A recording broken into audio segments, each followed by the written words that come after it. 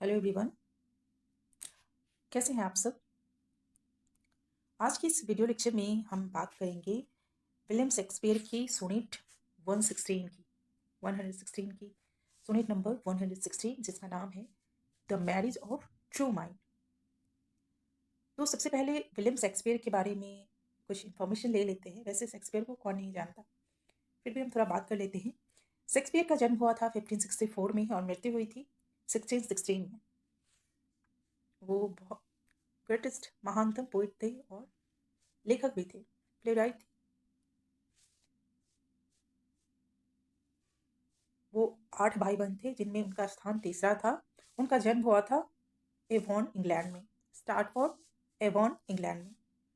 उन्होंने little formal education प्राप्त की। कोई हायर एजुकेशन उनको नहीं मिला, अच्छी एजुकेशन नहीं मिली। जो फॉर्मल एजुकेशन होती थी वही उन्होंने प्राप्त किया। और 18 साल की उम्र में ही उन्होंने शादी कर ली। किससे? एन हैथवे से, जो कि उनसे 8 साल बड़ी थी, 8 ईयर सीनियर थे। ठीक है। और शादी करने के बाद वो कहाँ चले गए? लंदन चले गए। कुछ ही साल में लंदन में जब वो थे तो वहाँ वो कुछ साल रहे, और उसके बाद कुछ ही साल के बाद वो वहाँ पे एक लीडिंग एक्टर और लेखक के रूप में उभर के आए। बहुत ही फेमस हो गए कुछ ही साल में। और उनकी जो ग्रेट ट्रेजेडीज हैं वो कौन कौन से हैं? हैमलेट, जो कि उन्होंने 1602 में लिखा। ओथेलो, जो कि उन्होंने 1604 में लिखा। किंग लियर 1605 में लिखा। और मैकबेथ को लिखा 1606 में।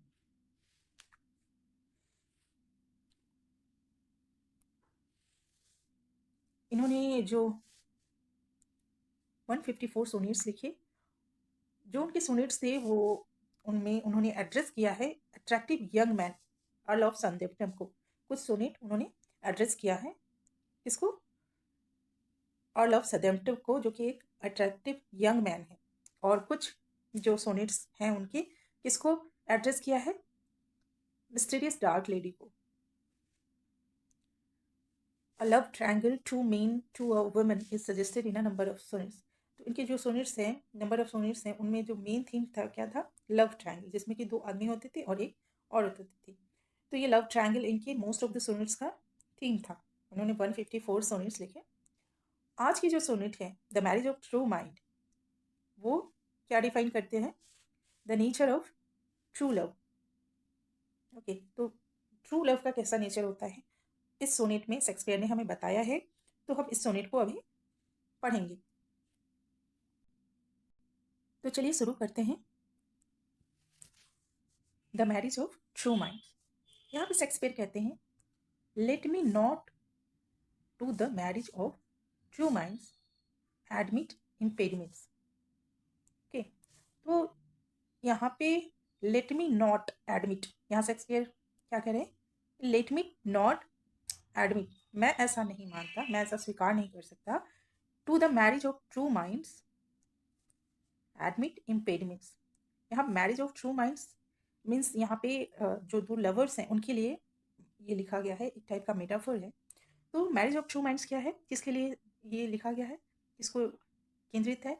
2 लवर्स को। तो शेक्सपियर कहते हैं कि मैं ऐसा नहीं मानता, late me not admit that marriage of true minds admit impediments. मैं ऐसा नहीं मानता कि 2 प्यार करने वालों के बीच में बाधा आ सकती है। इम्पेडिमेंट्स क्या है? बाधा। इम्पेडिमेंट्स क्या होता है? बाधा। आगे क्या है?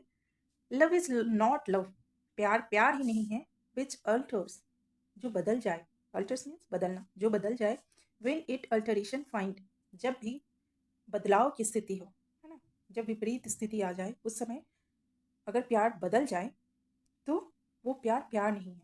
और bends with the remover to remove, और अगर हमारा प्यार करने वाला गायब हो जाए या हमें छोड़ दे तो हमारा प्यार भी गायब हो जाए, तो वो प्यार प्यार नहीं है। तो पूरी लाइन को एक बार फिर से पढ़ते हैं।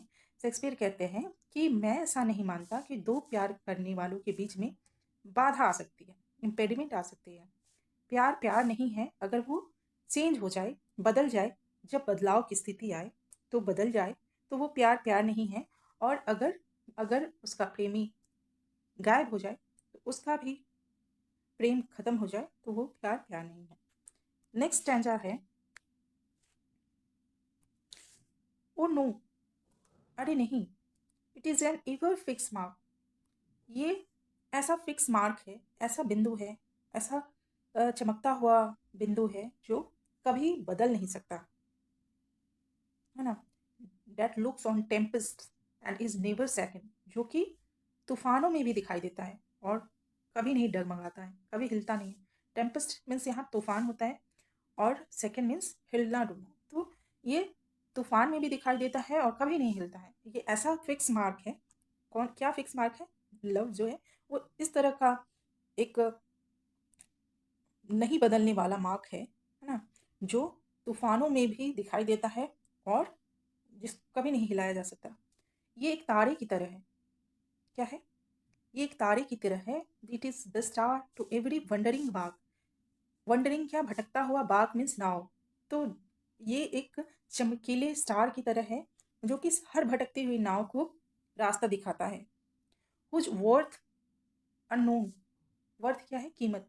तो इसकी कीमत नहीं लगाई जा सकती, नहीं मापी जा सकती। Although his height be taken, यद्यपि इसकी ऊंचाई को मापा जा सकता है लेकिन इसकी कोई कीमत नहीं लगाई जा सकती। प्यार कितना गहरा है।